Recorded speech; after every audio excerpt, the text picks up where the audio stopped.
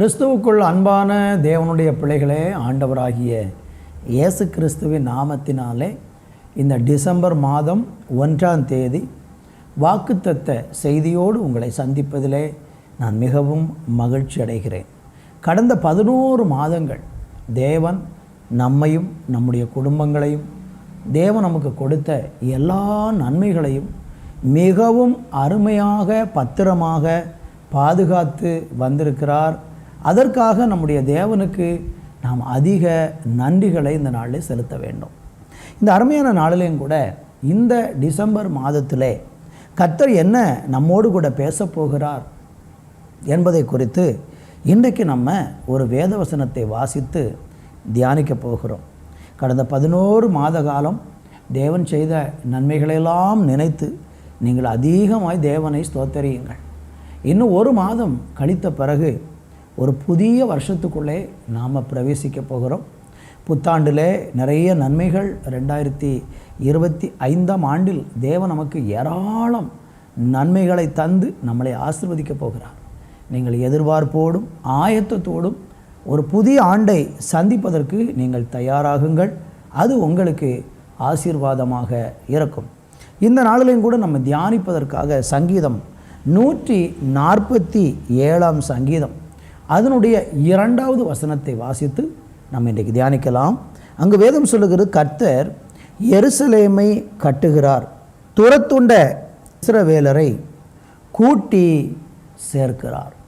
அன்பு தேவப்பிள்ளைகளை, இஸ்ரவேல் ஜனங்களுடைய வாழ்க்கையை ஆண்டவர் கட்டுகிறார் என்று சொல்லுகிறதை பார்க்கிறோம்.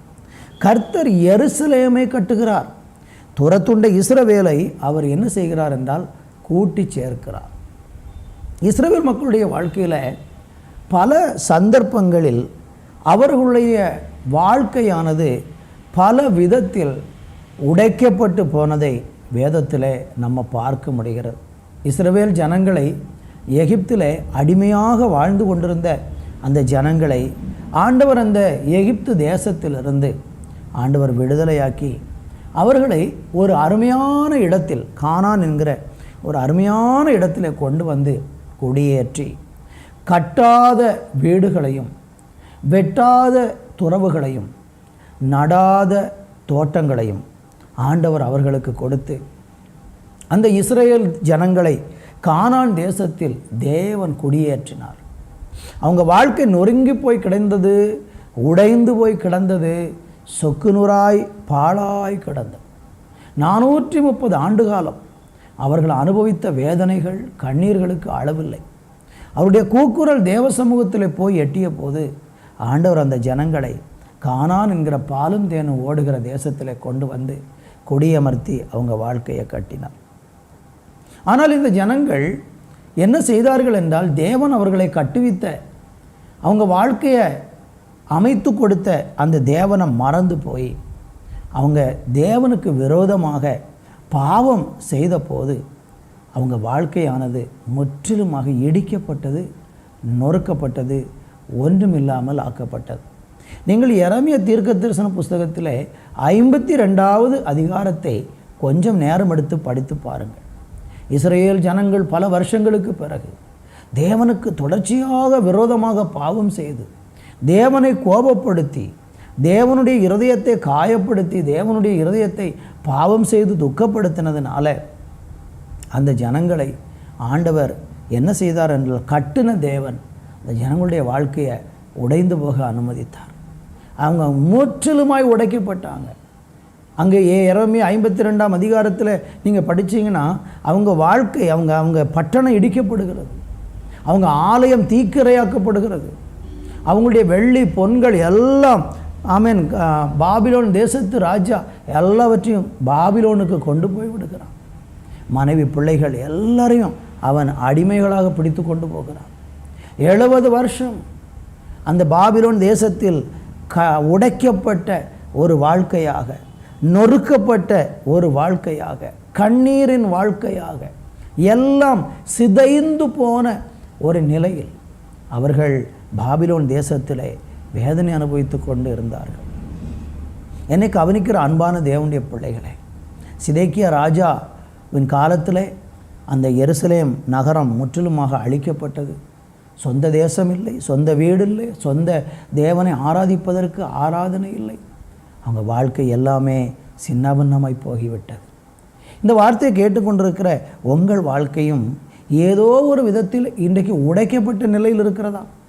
நீங்கள் இன்றைக்கி உடைந்து நொறுங்கி போன ஒரு பாத்திரம் போல நீங்கள் இன்றைக்கு இருக்கிறீங்கன்னா, ஆண்டவராகிய தேவன் உங்களுக்கு இன்றைக்கி வாக்கு பண்ணுகிறார், எருசலேமை அவர் எப்படி கட்டுவித்தாரோ அதே போல் உங்களையும் தேவன் கட்டுவிக்க வல்லவராக இருக்கிறார். நீங்கள் வேத புஸ்தகத்திலே வாசிக்கும்போது இஸ்ரவேல் ஜனங்களுடைய உடைக்கப்பட்ட அந்த வாழ்க்கையை திரும்பவும் கட்டும்படியாக ஆண்டவர் சித்தம் கொண்டார். அவங்கள திரும்ப எழுப்பித்து கட்டுவதற்கு அவங்க செய்த ஒரு காரியம் என்ன என்று பார்த்தீங்கன்னா, அவங்க மனம் திரும்பின போது தேவன் அவர்களுடைய வாழ்க்கையை திரும்ப கட்டுவித்தார். யோபுவின் புஸ்தகம் 22ஆம் அதிகாரம் 23வது வசனத்தை வாசிக்கும்போது ஆண்டவர் சொல்லுகிறதை கவனிங்கள். நீர் சர்வ வல்லவரிடத்தில் மனம் திரும்பினால் திரும்ப கட்டப்படுவீர், அக்கிரமத்தை உமது கூடாரத்துக்கு தூரமாக்குவீர். அங்கே அழகாய் சொல்லப்பட்டிருக்கு, நீர் சர்வ வல்லவரிடத்தில் மனம் திரும்பினால் கட்டப்படுவீர்கள். அருமையான தேவனுடைய பிள்ளைகளே, இன்றைக்கி ஏதோ ஒரு விதத்தில் உங்கள் வாழ்க்கை கட்டப்படாத ஒரு வாழ்க்கையாக உடைக்கப்பட்டு சுக்குநூறாக்கப்பட்ட ஒரு நிலையில் நீங்கள் இன்றைக்கி வாழ்ந்து கொண்டிருக்கலாம். பாவத்தின் நிமித்தம், தேவனை கோபப்படுத்தினது நிமித்தம், தேவனுடைய இருதயத்தை துக்கப்படுத்தினது நிமித்தம் உங்கள் வாழ்க்கை இன்றைக்கி உடைக்கப்பட்டு சிதைக்கப்பட்டிருக்கிறதா? ஏன் என் வாழ்க்கை இப்படியெல்லாம் நொறுங்கி உடைந்து போய் கிடக்கிறது? என் குடும்பம் எவ்வளோ சிதைஞ்சு கிடக்கிறது? நல்ல ஒரு வாழ்க்கையை எதிர்பார்த்திருந்தேன், நல்ல வாழ்க்கை இல்லையே, இன்றைக்கி என் வாழ்க்கையை நினச்சாலே எனக்கு வேதனையாக இருக்கிறதே என்று சொல்லி நீங்கள் என்ன காரணம் என்று தெரியாமல் கூட உங்கள் வாழ்க்கை சிதைக்கப்பட்டதை நீங்கள் யோசித்து கலங்கி கொண்டிருக்கலாம். அப்படி இருக்கிறீர்கள் என்றால் கர்த்தருடைய வார்த்தையை கொண்டு நான் உங்களுக்கு சொல்ல விரும்புகிறேன். ஒரு மனுஷனுடைய வாழ்க்கை எப்பொழுது உடைக்கப்படும் என்றால், ஒரு மனிதனுடைய வாழ்க்கை எப்பொழுது சிதைந்து போகும் என்றால், அவனுடைய பாவத்தின் நிமித்தமே அவனுடைய வாழ்க்கை சிதைந்து போகிறது. கடந்த காலங்களே கொஞ்சம் திரும்பி பாருங்கள். எங்கெல்லாம் தேவனுக்கு கீழ்ப்படியாமல் போனீங்க? எந்தெந்த இடங்களிலெல்லாம் தேவன் உங்களை அழைத்த போது நீங்கள் மனம் திரும்பாமல் போனீங்க? கர்த்தரை எத்தனை நேரம் துக்கப்படுத்துனீங்க? ஆண்டவர் உங்கள் நிமித்தம் எத்தனை நேரம் வேதனைப்பட்டு உங்கள் மேலே மனம் இறங்கி உங்களுக்கு எச்சரிப்பு கொடுத்தாரு. ஆனால் அதெல்லாம் கேட்டு அந்த எச்சரிப்புக்கெல்லாம் செவி சாய்க்காமல் ஒரு பின்மாற்ற நிலைக்கு போனதுனால இன்றைக்கி என்ன உண்டாகிறது? வாழ்க்கை உடைக்கப்படுகிறது. பாவத்தின் நிமித்தம், அல்லது நீங்கள் இயேசுவே யாரென்று தெரியாத ஒரு நிலையில் கூட வாழுகிறவங்களாக இருந்தாலும் கூட உங்கள் வாழ்க்கையில் இன்றைக்கி நொறுங்கி போன ஒரு நிலையில் வாழ்ந்து கொண்டு இருக்கிறீங்களா? உங்கள் வாழ்க்கைக்கு உடைஞ்சு போன உங்கள் வாழ்க்கைக்கு திரும்ப உங்களை கட்டி எழுப்புவதற்கு ஒருவரால் முடியும். அவர் தான் ஆண்டவராகிய இயேசு கிறிஸ்து. எப்பொழுது உங்களுடைய வாழ்க்கையை அவர் கட்ட தொடங்குவார் என்றால், சர்வ வல்லவரிடத்தில் மனம் திரும்பினால் திரும்ப கட்டப்படுவீர்கள். ஒரு மனுஷனுக்குள்ளே மனம் திரும்புதல் உண்டாகும் போது அவனை ஆண்டவர் கட்டி எழுப்புகிறார். இந்த டிசம்பர் மாதத்தில் கர்த்தர் உங்களுக்கு வாக்கு தத்தமாக சொல்கிறது அதுதான், நீங்கள் கட்டாயம் கட்டி எழுப்பப்படுவீர்கள். உங்கள் வாழ்க்கையை நிச்சயமாக ஆண்டவர் கட்டி எழுப்புவார். செதஞ்சு போயிட்டேன்னு சோர்ந்து போகாதீங்க. உடைஞ்சு நொறுங்கி போயிட்டேன்னு நீங்கள் கலங்கி நிற்காதீங்க. உடைந்து போன உங்கள் உள்ளத்தை, உடைந்து போன உங்கள் வாழ்க்கையை, உடைந்து போன உங்களுக்குரிய நன்மைகளை, மேன்மைகளை எல்லாவற்றையும் ஆண்டவர் திரும்பவும் எழுப்பித்து கட்டுவேன் என்று உங்களுக்கு வாக்கு பண்ணுகிறார். இஸ்ரவேல் ஜனங்கள் பாவம் செய்து அவங்க தேவனை விட்டு தூரமாக போன உடனே ஆலயமும் அலங்கமும் எல்லாம் இடிக்கப்பட்டு அவர்கள் 70 வருஷம் பாபிலோன் தேசத்தில் சிறையிருப்பில் இருந்தாங்க. அவங்க இருந்தபோது அவங்க தேவனை நோக்கி மன்றாடி அழுதார்கள், மனம் திரும்பினார்கள். ஐயோ, நாங்கள் இப்படி செய்து விட்டோமே, எங்கள் ஜனங்கள் இப்படி பண்ணிவிட்டார்களே என்று தானியேல் ஜெபித்தார், நெகேமியா ஜெபித்தார், எஸ்ரா ஜெபித்தார், செருபாபேல் ஜெபித்தார், யோசுவா ஜெபித்தார். இப்படி அந்த சிறையிருப்பில் இருந்த அநேக தேவ பிள்ளைகள் கர்த்தரை நோக்கி கதறினார்கள். நாங்களாம் பாவம் செஞ்சதுனால தான் இன்றைக்கி இந்த அந்நிய தேசத்தில் வந்து இருக்கிறோம். எங்கள் வாழ்க்கையை கட்டுங்க ஆண்டவரே என்று அவங்க கர்த்தரை நோக்கி ஜெபம் பண்ணின போது ஆண்டவர் என்ன செய்தார் தெரியுமா? அவங்க வாழ்க்கையை கட்ட ஆரம்பித்தார். நீங்கள் நேரம் எடுத்து நெகேமியாவின் புத்தகம் 6ஆம் அதிகாரம் 15வது வசனத்தை படித்து பாருங்கள். அங்கே இடிக்கப்பட்ட அலங்கம் ஆலயம் திரும்ப கட்டப்பட்டது. இஸ்ரவேலனுடைய அந்த அலங்கமானது வெறும் 52 நாட்களில் கட்டி எழுப்பப்பட்டது. நீங்கள் மனம் திரும்புவீர்கள் என்றால், நீங்கள் தேவன் பக்கம் வருவீர்கள் என்றால், உங்கள் பாவ வழிகளை உதறிவிட்டு பாவத்தை மன்னிக்கிற இயேசுவினிடத்திற்கு வருவீர்கள் என்றால், உங்களுடைய பாவத்தையும் மன்னித்து உங்கள் வாழ்க்கையை இயேசு கட்டுவார். எவ்வளவு துரிதமாக கட்ட முடியுமோ அவ்வளவு துரிதமாய் கட்டுவார். அந்த அலங்கம் 52 நாளில் கட்டப்படுகிறது சாதாரண விஷயம் அல்ல. கர்த்தர் 52 நாளில் அலங்கத்தை கட்டி எழுப்பி அவங்கள கனப்படுத்தி உயர்த்தினார். உங்களையும் கர்த்தர் அப்படி செய்வார். நீங்களும் சீக்கிரத்தில் துரிதமாய் கட்டப்படுவீர்கள். பெரிய நீண்ட காலமெல்லாம் தேவையில்லை ஆண்டவருக்கு. 52 நாளில் அலங்கம் கட்டுவது என்பது சாதாரணம் அல்ல. கிலோமீட்டர் மைல்கள் தூரம் சுற்றி வளைச்சு ஒரு பட்டணத்தினுடைய மதில் கட்டுவது என்பது சாதாரண விஷயம் அல்ல. தேவனுக்கு மகிமை உண்டாகட்டும். ஏசாயா தீர்க்க தரிசன புத்தகம் 44ஆம் அதிகாரம் அதனுடைய 28வது வசனத்தை நீங்கள் படித்து பார்த்தீங்கன்னா, அந்த அலங்கத்தை ஆண்டவர் யாரை கொண்டு, அந்த ஆலயத்தை கர்த்தர் யாரை கொண்டு கட்டினார் என்றால், கோரேஸ் என்கிற ஒரு அந்நிய தேசத்து ராஜாவை கொண்டு கர்த்தர் கட்டினார். அந்நிய ஒரு ராஜா, அவனுக்கும் இந்த அலங்கத்துக்கும் சம்பந்தம் இல்லை, அவனுக்கும் இந்த ஆலயத்துக்கும் எந்த தொடர்பும் கிடையாது. ஆனால் அந்த கோரேஸ் என்கிற ஒரு ராஜாவை கொண்டு கட்டினார். பாருங்கள், நம்ம எதிர்பாராத இடத்திலிருந்து எதிர்பாராத மனிதர்களை அனுப்பி எதிர்பாராத இடத்திலிருந்து சகாயம் நமக்கு கிடைக்கும்படியாக கர்த்தர் உதவி செய்து யாரையோ கொண்டு ஆண்டவர் நம்முடைய வாழ்க்கையை கட்டி எழுப்புவார். நீங்கள் எதிர்பாராத இடத்திலிருந்து உங்களுக்கு உதவி ஒத்தாசைகள் வரும். கோரேஸ் என்ன செய்தார்? கர்த்தருடைய ஆலயத்தை கட்டுவதற்காக அவர் பணத்தை கொடுத்தார், பொருட்களை கொடுத்தார், மரங்களை கொடுத்தார், வெள்ளியை கொடுத்தார், பொன்னை கொடுத்தார். அந்த ஆலயம் கட்டி தீர்கிற வரைக்கும் என்னதெல்லாம் கொடுக்க வேண்டுமோ அத்தனையும் அள்ளி கொடுத்தார். அந்த பாபிலோன் தேசத்தில் இருந்த அதே அந்த நேபுகத்நேச்சர் ராஜா அவங்களை பிடித்து கொண்டு போனான். ஆனால் அவனுக்கு பிறகு வந்த கோரேஸ் ராஜா ஆலயத்தையும் அழகாக கட்டி கொடுத்தார். இன்றைக்கி உங்கள் வாழ்க்கையில் நீங்கள் எப்படி கட்டப்பட போகிறேன்னு யோசிச்சுக்கிட்டு இருக்கீங்களா? நீங்கள் எதிர்பாராத இடத்திலிருந்து சில மனிதர்களை கொண்டு ஆண்டவர் உங்கள் வாழ்க்கையை திரும்ப எழுப்பித்து கட்டுவார். நீங்கள் ஒத்தாசை வரும் பர்வதங்களுக்கு நேராக உங்களுடைய கண்களை ஏறெடுத்து பாருங்கள், அவர் உங்களுக்கு உதவி செய்வார். எரேமியா தீர்க்கதரிசன புத்தகத்தில் 31ஆம் அதிகாரம் 14வது வசனத்தை வாசிக்கும்போது அவர் மறுபடியும் உன்னை நான் கட்டுவேன் என்று சொல்கிறார். மறுபடியும் கட்டுவேன் அப்படின்னா என்ன அர்த்தம்? மறுபடியும் கட்டப்படுவேன் என்றால் ஏற்கனவே ஒரு முறை உடைஞ்சு போயிட்டோம். ஒருவேளை நீங்கள் ஒரு முறை இல்லை 9 முறை உடைஞ்சு போனாலும், எத்தனை முறை நீங்கள் விழுந்து போனாலும், நீதிமான் 7 முறை விழுந்தாலும் எழுந்திருப்பான் என்று சொல்லப்பட்டிருக்கு. நீங்கள் பலமுறை விழுந்துட்டேன், எனக்கு என்னெல்லாம் கட்டுவாரான்னு கேட்டிங்கன்னா வேதம் இன்றைக்கு உங்களை பார்த்து கர்த்தர் சொல்கிறார், மறுபடியும் உன்னை கர்த்தர் கட்டுவார். எந்த ஸ்தானத்திலிருந்து விழுந்தீங்களோ அந்த இடத்திற்கு கர்த்தர் உங்களை கொண்டு வருவார். எப்பொழுது அது நடக்கும்? நமக்குள் ஒரு மனம் திரும்புதல் உண்டாகும்போது, நமக்குள்ள ஒரு மனமாற்றம் வரும் என்றால், பாவத்தை விட்டு மனம் திரும்புவதற்கு நம்ம தீர்மானம் எடுப்போம் என்றால், பாவங்களை மன்னிக்கிற இயேசுவினிடத்தில் வந்து பாவத்தை அறிக்கை செய்து விட்டுவிட தீர்மானிப்போம் என்றால், திரும்பவும் நம்முடைய வாழ்க்கையை ஆண்டவர் கட்டுவார். இன்னும் ஏசாயா 44:26 வாசித்து பாருங்கள். பாழான ஸ்தலங்களை அவர் எடுப்பித்து கட்டுவாராம். பாழாய் போன ஸ்தலங்களை கூட என் தேவனாகிய கர்த்தர் எழுப்பித்து கட்ட முடியும். உங்கள் வாழ்க்கை இன்றைக்கி பாழாய் போயிட்டா, பாவத்தினால் பாழாய் போயிட்டா, அல்லது எப்படியோ உங்கள் வாழ்க்கை இன்றைக்கி செதைஞ்சு போய் எல்லாமே போச்சு, எல்லாமே முடிஞ்சுது, இனி என்ன வாழ்க்கை அப்படி சொன்னி ஒரு பாழாய் போன வாழ்க்கையாக நீங்கள் உங்கள் வாழ்க்கை இருந்தாலும் கூட கர்த்தர் பாழாய் போன வாழ்க்கையை கூட எடுப்பித்து கட்ட வல்லவராக இருக்கிறார். ஹல்லேலூயா. நீங்கள் விசுவாசிக்க வேண்டும்.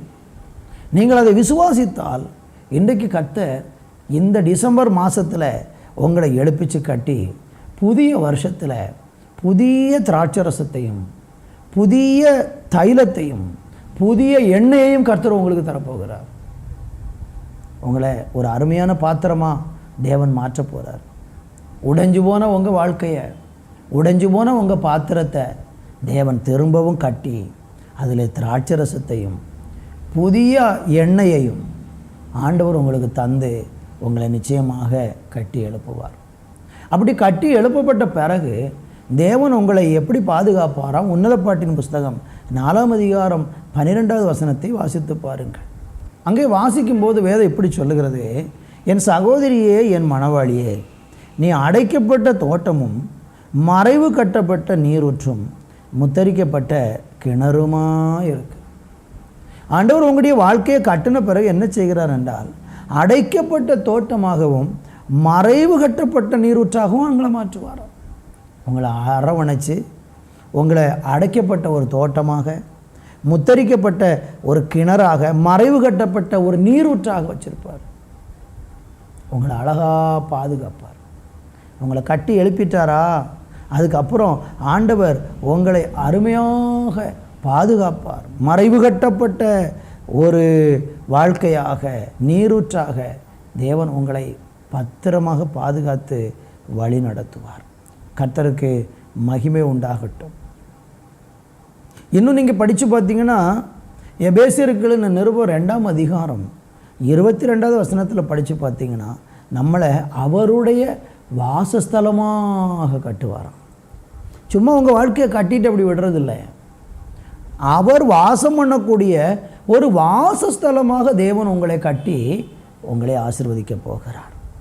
எனவே இந்த மாதத்தில் உங்கள் வாழ்க்கையில் ஆண்டவருடைய நாமத்தினாலே நான் உங்களுக்கு சொல்லுகிறேன், உடைஞ்சு போன உங்கள் வாழ்க்கையை கட்டி எழுப்பித்து புதிய வருஷத்திற்கு உங்களை ஆயத்தப்படுத்த போகிறார். நீங்கள் செய்ய வேண்டியது ஒன்றே ஒன்று தான்.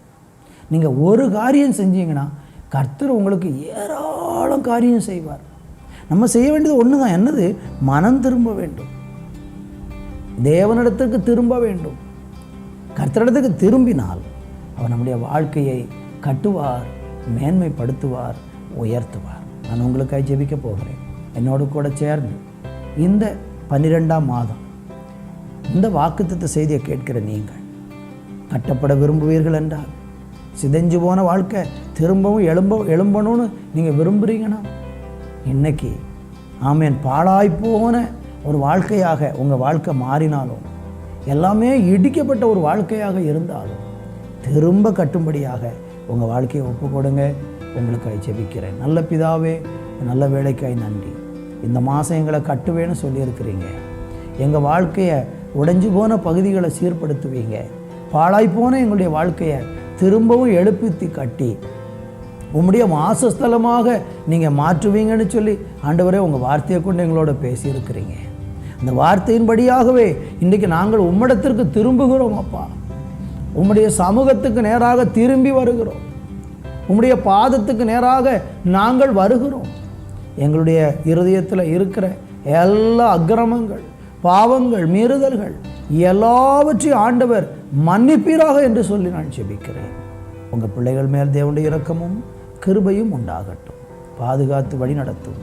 இயேசுவின் நாமத்தில் ஜெபிக்கிறோம். இந்த வருஷம், இந்த மாதம் முழுவதும் உங்கள் பிள்ளைகளுக்கு ஆசீர்வாதத்தின் ஒரு மாதமாக அமையட்டும்.